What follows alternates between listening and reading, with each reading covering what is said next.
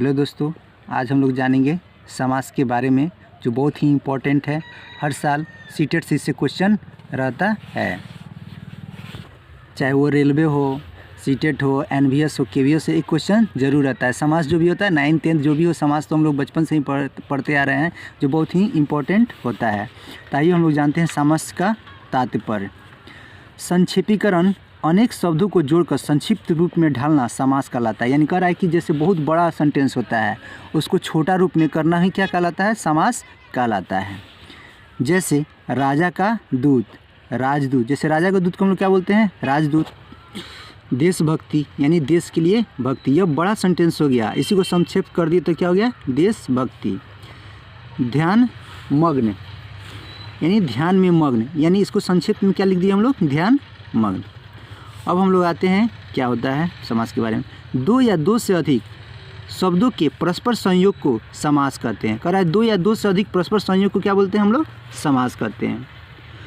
दो या दो से अधिक शब्दों के समास के बाद बने संक्षिप्त शब्द को समस्त पद कहते हैं। कह रहा है कि दो या दो से अधिक समास के बाद बने संक्षिप्त शब्द को क्या बोलते हैं हम लोग? समस्त पद कहते हैं। नोट, समस्त पद को अलग अलग यानी विग्रह अलग अलग को करके लिखने की क्रिया को समास विग्रह कहते हैं। जैसे समस्त पद, समास विग्रह। जैसे त्रिकोण, त्रिकोण यानी नाम से ही क्या होता है? समस्त पद हो गया, यानी संक्षेप में इसको लिख दिया गया। इसको अगर विग्रह करेंगे समास विग्रह तो क्या हो जाएगा?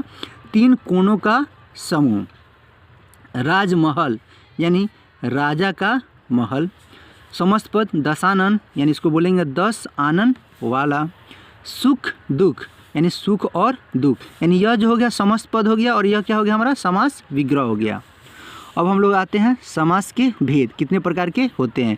तो ये जो है अर्थ के आधार पर कितने? 6 प्रकार के ही होते हैं। कितने प्रकार के होते हैं? 6 प्रकार के ही होते हैं। पहला अविभाव समास, दूसरा तत्पुरुष समास, तीसरा द्वंद्व समास, चौथा द्विगु समास, पांचवा कर्मधारय समास और छठा बहुव्रीहि समास। ये 6 प्रकार के हैं। ये 6 प्रकार के हैं जो इसको देख लीजिएगा, इससे क्वेश्चन जरूर आता है। अब इसके बारे में हम लोग जानेंगे कि कौन सा समास किसको बोला जाता है। तो पहला हो गया अविभाव समास, यानी इसमें क्या हो रहा है? इसमें पहला पद प्रधान और प्रायः अव्यय होता है। यानी इसमें पहला पद जो होता है क्या होता है? प्रधान होता है और अव्यय होता है। इसके मेल से समस्त पद अव्यय इसको अभिकारी हो जाता है। यानी इसका पहला पद प्रधान हो और प्रायः अव्यय होता है, उसको हम लोग क्या बोलते हैं? अविभाव समास बोलते हैं। जैसे समस्त पद निडर, जैसे डर का अर्थ होता है लेकिन नी लग गया तो पहला पद क्या हो गया? इसमें प्रधान हो गया, यानी डर के बिना। यथा सामर्थ्य यानी सामर्थ्य के अनुसार। आजीवन जीवन भर। प्रतिमा हर माह। प्रतिदिन यानी हर दिन। यानी देख रहे हैं इसमें पहला पद क्या होता है? प्रधान होता है, तो उसको हम लोग क्या बोलेंगे? अविभाव समास। यानी जिसका पहला पद प्रधान उसको हम लोग क्या बोलते हैं? अविभाव समास। दूसरा है तत्पुरुष समास। तत्पुरुष समास में पूर्व पद तत्पुरुष समास में पूर्व पद प्रधान न होकर उत्तर पद प्रधान होता है। इसमें कारकी विभक्ति का लोप होता है, जिसमें कारक जो होते हैं 8 प्रकार के वो क्या हो जाते हैं? लोप हो जाते हैं। इसमें क्या हो रहा है? पूर्व पद प्रधान नहीं होता है, बाद वाला पद प्रधान हो जाता है। जैसे हस्तलिखित यानी लिखना है, यानी क्या होता है? यह इंपॉर्टेंट है लिखना, लेकिन क्या चीज़ से लिख रहे हैं? हस्त से लिख रहे हैं, यानी हस्त से लिखित, यह क्या हो गया? कारक हो गया। राजपुत्र यानी राजा का पुत्र, यानी पुत्र यानी किसका पुत्र? राजा का पुत्र। देशभक्त, भक्त तो है लेकिन कौन सा भक्त है? देश का भक्त है। घुड़सवार, सवार तो है लेकिन किसका सवार है? घोड़े पर सवार। इसमें पहला पद प्रधान था, इसमें क्या है? उत्तर पद यानी बाद वाला है। अब हम लोग आते हैं द्वंद्व समास। द्वंद्व समास का सबसे अच्छा ट्रिक है द्वंद्व माने द्वंद्व कब होता है? बराबरी वाले में होता है।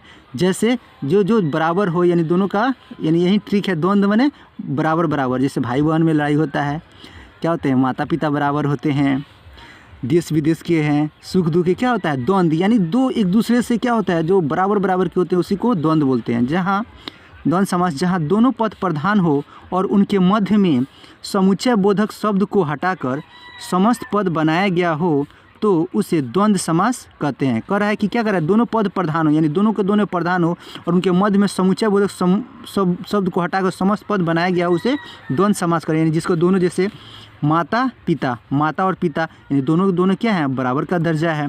देश विदेश, जैसे अपना देश हो गया, विदेश हो गया, यानी देश और विदेश। सुख और दुख, जहाँ ऐसे रहेगा आप समझिए कि वह द्वंद्व समाज है। जहाँ सुख है वहाँ दुख है, यानी द्वंद्व चलते रहता है, किसी में सुख है तो किसी में दुख है। उसी तरह लड़का लड़की, यानी लड़का और लड़की। अन्न जल, अन्न जल, ये क्या हो गया, द्वंद्व समास हो गया। अब हम लोग आते हैं द्विगु समास। द्विगु का शाब्दिक अर्थ दो होता है। द्विगु का जो शाब्दिक अर्थ होता है वो क्या होता है, दो होता है। इसे तत्पुरुष समास का उपभेद माना जाता है, यानी इसको तत्पुरुष का क्या माना जाता है, उपभेद माना जाता है।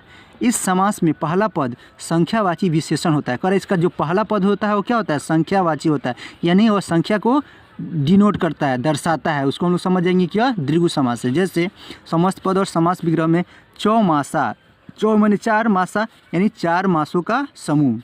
नवरात्रि, यानी नवरात्रि का अर्थ जानते हैं कि क्या होता है, इसमें देख रहे हैं 9 आ रहा है, इसमें 4 आ रहा है, यानी नवरात्रि यानी 9 रात्रों का समूह। सतसई, सत माने 7 यानी 700 दोहों का समूह। नवरत्न, 9 यानी 9 रत्नों का समूह।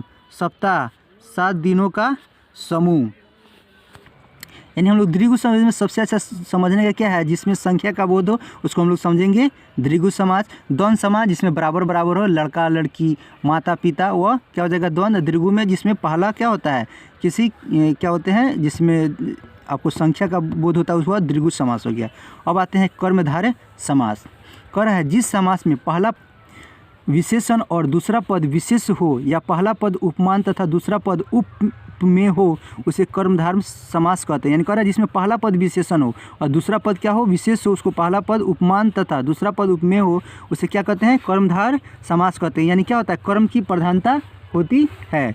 जैसे श्वेतांबर में पहला पद क्या है, श्वेत, श्वेत है, विशेषण है जो विशेषता बता रहा है, तथा दूसरा पद क्या है, अंबर, जो विशेष है। अंबर है, श्वेतांबर है, पहला जो है विशेषण है और अंबर क्या है, विशेष है। जैसे काली मिर्च, यानी मिर्च तो है लेकिन कैसी है, काली है, यानी विशेषता बता रहा है क्या है, काली, यानी काली मिर्च क्या हो गया, कर्मधार। विद्या धन, यानी विद्या रूपी धन। चंद्रमुख, यानी चंद्र के समान, जिसका क्या है, मुख तो है लेकिन किसके समान है, चंद्र के साथ। महादेव, महान है जो देव, यानी जिसमें क्या होता है, पहला पद जो होता है क्या, विशेषण बताता है, उसको हम लोग क्या बोलते हैं, कर्मधार, यानी कर्म की विशेषता बता रहा है। लास्ट हो गया हमारा बहुव्रीहि समास। कह रहा है जिस समास में कोई पद प्रधान ना हो, इसमें कोई भी पद प्रधान नहीं होता है, तथा समस्त पद किसी अन्य अर्थ का बोध कराते हों, उसे बहुव्रीहि समास कहते हैं। कह रहा है कि इसमें कोई पद प्रधान नहीं होता है लेकिन किसी अन्य अर्थ का बोध कराते हो, उसे क्या बोलते हैं हम लोग, उसे बहुव्रीहि समास कहते हैं। जैसे दशानन, 10 आनन वाला अर्थात रावण। जैसे दशानन बोलेंगे, इसमें कोई भी पद प्रधान नहीं है लेकिन जैसे दशानन बोलेंगे तो हम लोग समझेंगे कि वह रावण है। इसमें न तो 10 शब्द प्रधान है और ना ही आनंद शब्द, बल्कि ये समस्त पद रावण के विशेषण हैं। उसी तरह जानते हैं समस्त पद और समास विग्रह। महात्मा, महान है आत्मा, महात्मा यानी महान है आत्मा अर्थात क्या हो गया, संत। गजानन, जैसे गजानन बोलते हैं तो इसका अर्थ क्या हो जाता है, गणेश जी, यानी चलिए गज के समान मुख है जिनका अर्थात गणेश, यानी गजानन जैसे बोलेंगे वो क्या हो जाएगा, गणेश। पंचानन, यानी पंच है मुख जिनका अर्थ ब्रह्मा। पीताम्बर, पीले हैं वस्त्र जिनके अर्थात कृष्ण। यानी ये बहुत ही इंपॉर्टेंट है, इसको एक बार एग्ज़ाम देने से पहले ज़रूर देख लीजिएगा। अगर आपको वीडियो अच्छा लगता है तो लाइक कीजिए, शेयर कीजिए और सब्सक्राइब करना ना भूलिए। जय हिंद, जय भारत।